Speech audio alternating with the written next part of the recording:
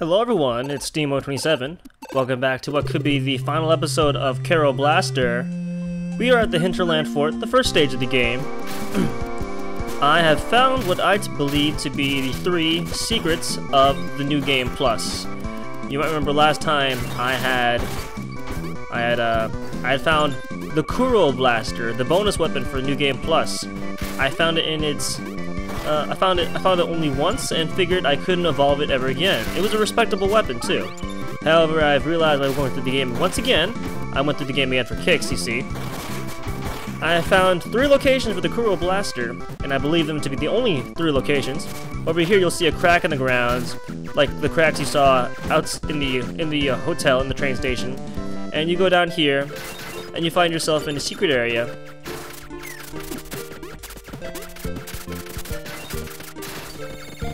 Over here you'll find yourself another Kuro Blaster. This is the first one, of course, we'll be getting in this playthrough. We're not going to be playing the game all the way through. We're going to be playing the 3 stages that have the Kuro Blaster hidden in them. And we will be playing through a boss rush. I've gotten pretty good at the boss rush. Got a respectable time. Oh. I've died. I've gotten pretty good at the boss rush. Of course, that not being the case. We're gonna speed through the levels. I've already got a save data at the teleport station for the boss rush. So we're just gonna keep going through with pretty much no regard to anything. Gonna just grab a heart or 2, defeat the boss, keep going. We'll move on. Gimme.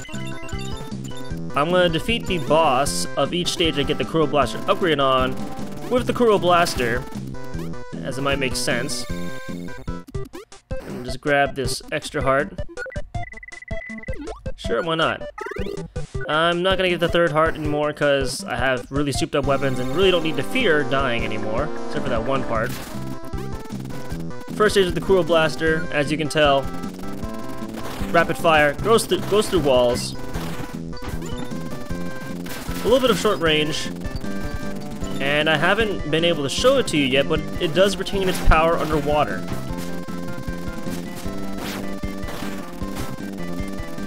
It is a little small though. It's only the size. It's the same size as the repeater gun we had in the beginning of the game.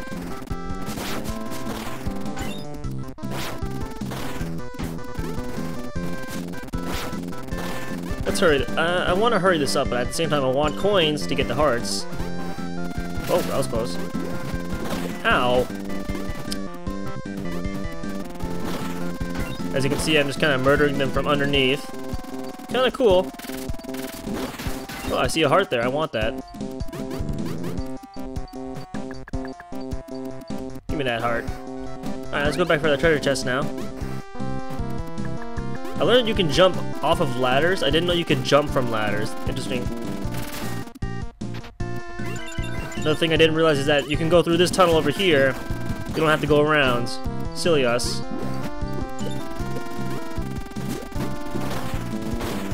Even though the Kuro Blaster is the secret weapon of the game, it's not the best weapon for every situation. Such as when you're fighting ice monsters. You kinda want the flamethrower for that. Not always the best weapon for bosses either, depending on what type of Kuro Blaster you have. I'd say there's no reason to keep Kuro Blasters 1 and 2. Kuro Blaster number 3 is probably the best one. Well, let's see how Kuro Blaster version 1 does against the evil mad flower pot thing. Hey, buddy. That's pretty good. That's actually very well. If I focused my fire a little bit more, I could have gotten it down to less than half. Unfortunately, the Kuro Blaster does not go through its shell, but still does respectable damage regardless.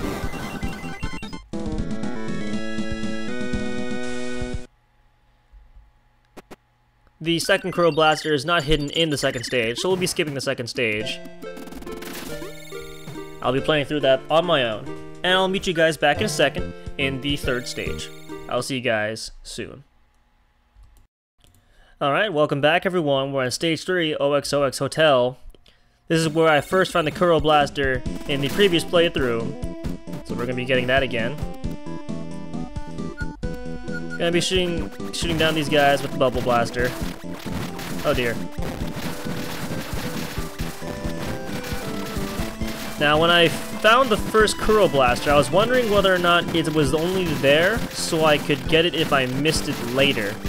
Well, when I realized I could upgrade the Kuro Blaster, I was really ecstatic. It was amazing. The Mud King, the Mudmen, went down pretty easily with the Kuro Blaster Mark 1. However, the Laser Uzi is much better because at that point, if you have it at that point, because of the power it gets. And here we get a second Kuro Blaster, and as you can see, the Kuro Blaster is much larger, and it becomes a figure 8 infinity sign motion that shoots twice, circles around you, and overall extremely badass. Goes through walls still. However, the trade-off for this is that it is extremely ineffective underwater. The first Kuro Blaster, extremely good underwater. This one, not so much, although I don't see why you would need the Kuro Blaster underwater as you have the Laser Uzi. I'll be showing you that in a second. But the second form of Kuro Blaster, drastically better than the first version. The first version itself was already very good.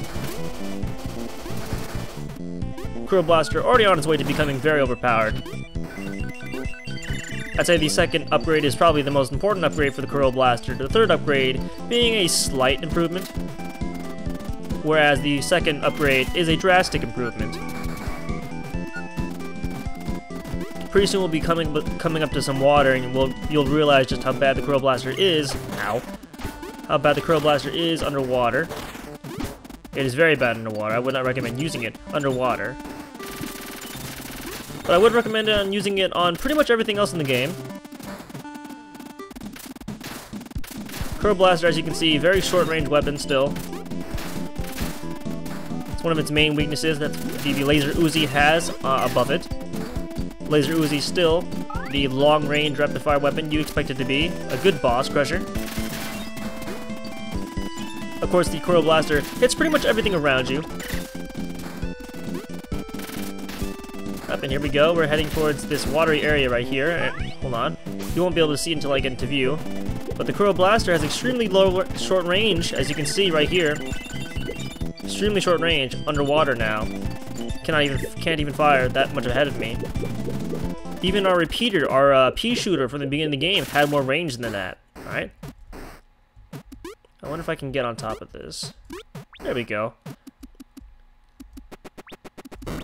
Let's see how he likes it when we get up and personal to him. Oh, he didn't like it at all. That was laughable. So as you can see, the Kuro Blaster, extremely powerful. Almost too powerful. Go back into CNF. It doesn't matter what upgrades I'm gonna get now. By the end of the playthrough, I'm going to have all the weapons fully upgraded, and I'm gonna have near maximum amount of hearts. I didn't get the last upgrade because the last upgrade is 2,000 coins, and I didn't feel like it was worth grinding.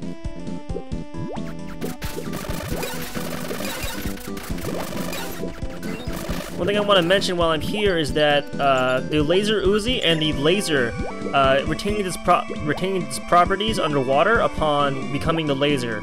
The Repeater and Pea Shooter lose their effectiveness underwater. However, the Laser does not. Laser and Laser Uzi. The Flame weapon sucks underwater. However, the Flame Barrier does not get affected by the water at all. I want you to keep that in mind, just cause. Another thing I've noticed. Oh, hold on. Another thing I've noticed with the flamethrower is that if you hold the fire button and then switch to another weapon, the flame barrier will stay with you. I don't think this is intentional, but it's definitely there. Why am I using the Kuro Blaster in the water? Because I can. Yeah, so you can retain the fire barrier outside of battle, I guess. Don't see why you would. It's not very viable, but it's an interesting thing to know. Going back into the water, the Kuro Blaster, not going to be as useful here.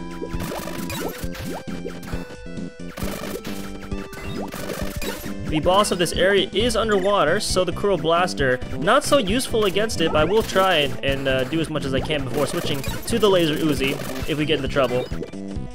Laser and the Laser Uzi are probably the best weapon to fight the boss with, if you don't have upgraded bubbles. The Star Mine.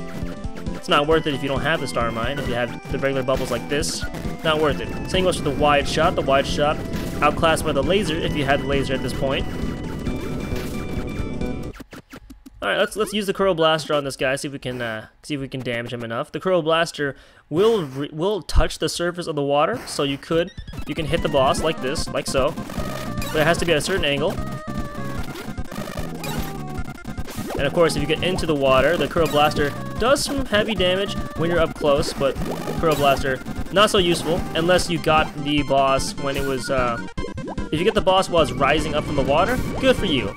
However, the Laser Uzi, as you see, is much better than the Kuro Blaster underwater. So Kuro Blaster, not the best weapon in the game for everything, which is good. I enjoy the fact that they put that kind of detail in there. Of course, the Kuro Blaster Mark 1, usable underwater, so keep that in mind. I don't know. Maybe some players would rather prefer to get the Kuro Blaster Mark 1 so it can be used underwater. Don't know. Maybe for some speedrun tactic or something like that. As for me, I'll stick to the Laser Uzi underwater. All right, we're at White Laboratories, and I believe yep, it is. I believe the other upgrade for the Kuro Blaster is in Stage 4, right after Stage 3. Go down here. Remember we fell down here by accident before? Well, now that we go down here, it's not filled. It's actually filled with platforms still from before, and there is no more jetpack gopher, jetpack mole. But if you notice, there are these pink blocks from before. I didn't recognize these pink blocks when we were playing because, well, I didn't know that they would have been melted by the fire throw, and I actually did not go down here last time since I didn't feel the need to. I didn't feel like fighting the gopher. However, if we do go down here, up here, we get the final version of the Kuro Blaster, which is basically Kuro Blaster Mark II, but instead of spiraling back to us, it'll spiral forward instead, so it gets a little bit more range. Kuro Blaster is now complete, and we're gonna go wreck some face with it. Kuro Blaster still goes through walls, still ineffective in water, so it's still not the it's not the end-all be-all of all weapons. However, looking at the Kuro Blaster right now, it goes without saying that the Kuro Blaster is probably the best weapon in the game. If you can get right up to the enemy and just shoot them in the face with the Kuro Blaster, then it's okay. Then it's worth taking the damage for it, like I will do on a certain boss later on in the boss rush.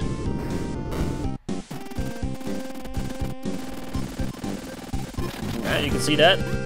I believe Kuro Blaster Mark 1 does not have the range of Kuro Blaster Mark 3. That's what I'm going to be calling them, by the way. I'm going to call them Mark 1, 2, and 3 when I refer to them.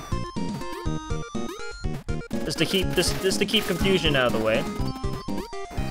Here I'm going to switch over to the Laser Uzi simply because I don't want to set off these bombs anymore.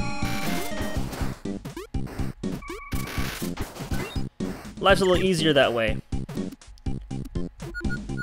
Kuro Blaster can be used, sort of, to combat these gopher things. Not really, though. Of course, as we have discovered, there is no need to fight them. They don't really drop anything, they don't do anything.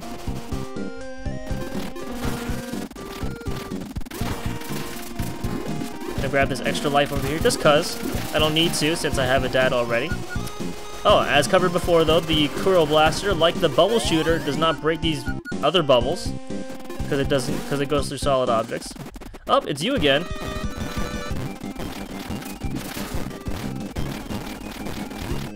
Come up here and get a face full of Kuro Blaster.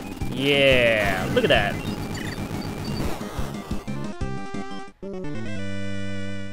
Kuro Blaster looking very strong, looking very good. There's a CNF shot there, but I don't think Actually, yeah, I do. I do have enough for the next hard upgrade. Why not? As long as it's quick, it's all good. No, I don't have enough. Well then, see you later. Once we're done this stage, I'll load up the save where I am at the Coliseum, the time trial, and we'll fight the bosses with our upgraded Kuro Blaster. At least most of them. I will not be fighting the Catfish boss with the Kuro Blaster for obvious reasons. It's not good. It's not good against them.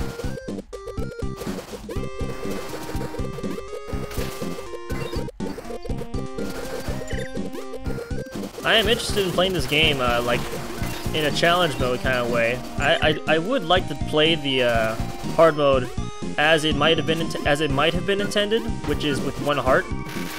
That is the reason why the Frogman at the end of the game takes away all your stuff. He takes away everything, including your second heart, which makes the game a little harder, but it also makes it possible to play through the game with only one heart, which is probably the intention. Of course, if you're not up for it, you get the option of buying hearts. So I might try it out some other time when I don't feel like it. There's plenty of other games we gotta play now. We're gonna play this summer. I'm starting a lot, but there is gonna be plenty of other games to play this summer, including Dragon Warrior Monsters 2, and hopefully Dragon Warrior Monsters 3. I want to get that done this summer. Dragon Warrior Monsters 3, a very interesting game. I still haven't completed it. I've forgotten all about it, to be honest. I haven't beaten it yet. It's actually very challenging to me, since I don't quite understand it as well. But we'll do that later. A lot of Flash games I want to play again, and show you guys. I better get out of the way of this.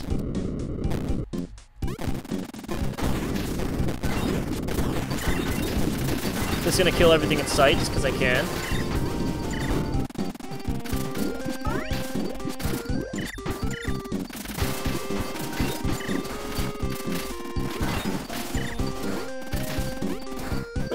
Look at how the Kuro Blaster just ripped through everything.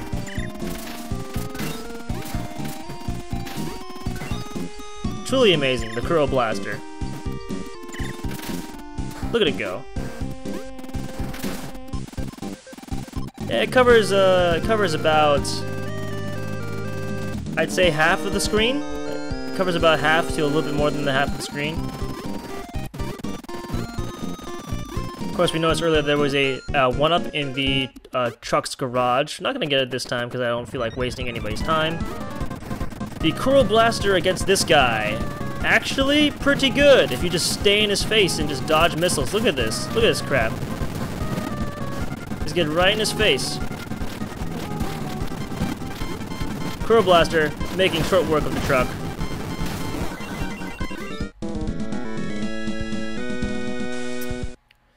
Alright. And I don't believe there are any other locations for the Kuro Blaster. If I do, I will make an addendum some other time. But for now, let's Alright, now, here we are. The teleportation room. I have 7 hearts. Every single weapon fully upgraded, including the Kuro Blaster. We're gonna go ahead and see if I can break my record of 3 minutes and 44 seconds. Probably can. Let's go. I will not be using the Kuro Blaster on every boss. In fact, I believe on the first boss, the Kuro Blaster gets a little worse in fighting it because of the way it's spread out. The Laser Uzi, much better.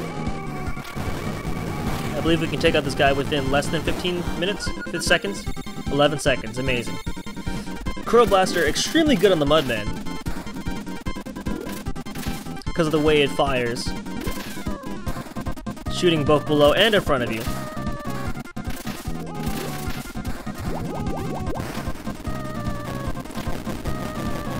And then Kuro Blaster to the face. Oh, you gotta be kidding me. There we go. I missed a few seconds on that, but oh well. On the Catfish boss, obviously you want to use the Laser Uzi. Really no question about it, Laser Uzi is the best weapon to fight this guy with, as the Kuro Blaster loses its power underwater upon reaching the second upgrade. No problem for us though. The truck, as we have seen before, completely completely demolished by the Kuro Blaster. I'm just gonna take whatever hits it gives me because I really don't care about it. Pretty sure I can take any hit it gives me. And there goes the truck. In the server fight, the Kuro Blaster, not as useful as you think considering the way it spins. Flamethrower, probably the best one to use on it, or the Laser Uzi. I'd recommend either of those.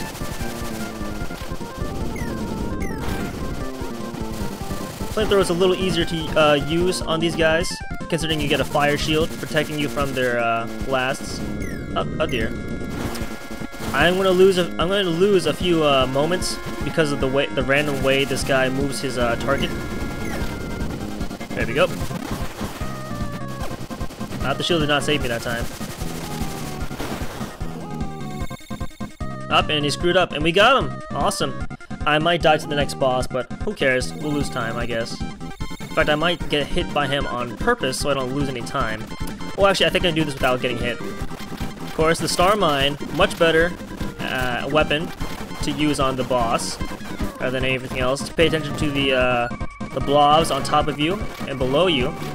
Kuro Blaster, a little too short range to do any damage to the walking clock, so gotta use this instead. Hit him with the laser Uzi a little. Hit him with the laser Uzi, and jump as he jumps in order to dodge his wheel. I didn't dodge it right at all. Let's try that again. All right, so I lost some time on that. Hopefully, we'll do a little better.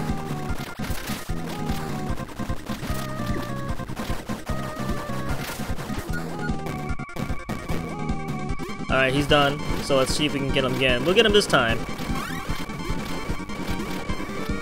The last boss and the one before will take the longest time, so. Jump. Jump. Jump. And we got him. Alright, 2 minutes and 24 seconds. I think we'll be fine. Now, we're going to be fighting the boss now, and she is very weak to the Kuro Blaster. We're going to take some hits trying to beat her up. But we will be able to defeat her with relative ease. I was actually able to defeat stage 1 in one freaking go. Like so.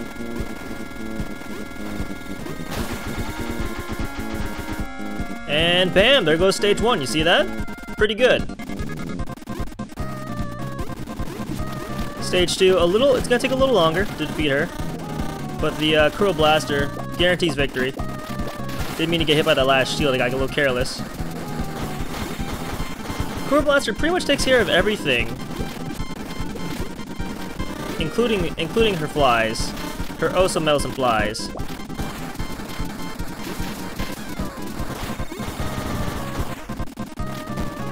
What I find interesting about Kuro Blaster is that there's a lot of challenges you can create out of it. And there goes that form. So I have about 30 seconds to defeat the last boss. I don't think I can do it. I don't think I can break my own time. Because I wasted so much time with the clock boss, but oh well. Up and back into the action. You don't want to shoot the guys below you because they'll absorb your laser hits. If you're going for damage, just avoid them altogether. Oh, I'm gonna die. You can shoot them while the boss is changing form into its more angry form. Alright, now I get to pray. The flying arrows, they do bounce off the ground, and I died. Damn it. And I just reached my record, so there you have it. I'll see what the best time could possibly be and maybe post that as another video.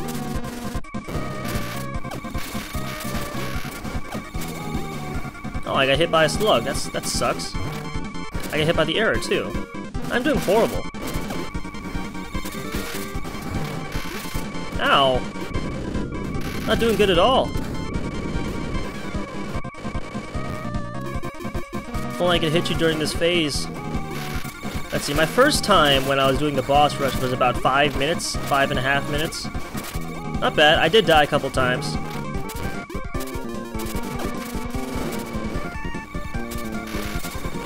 I took another hit, but I think we'll be good now. I think at this point, I will be able to kill it. I don't recommend the Kuro Blaster on this guy, mostly because of that. Mostly because I would like to stay away from him at all times, so I can jump his stuff. But that was the end of the boss rush, and the end of... Is that chocolate on my hands? There's chocolate on my hands, isn't there? Okay. Yeah, my best time is 3:44.66, and the boss is here to congratulate us this time. Last time I started that, it was just the thing. Wonder what happens if I play again. Alright, but that's the end of that, so thank you for playing. And I'll see you guys next time.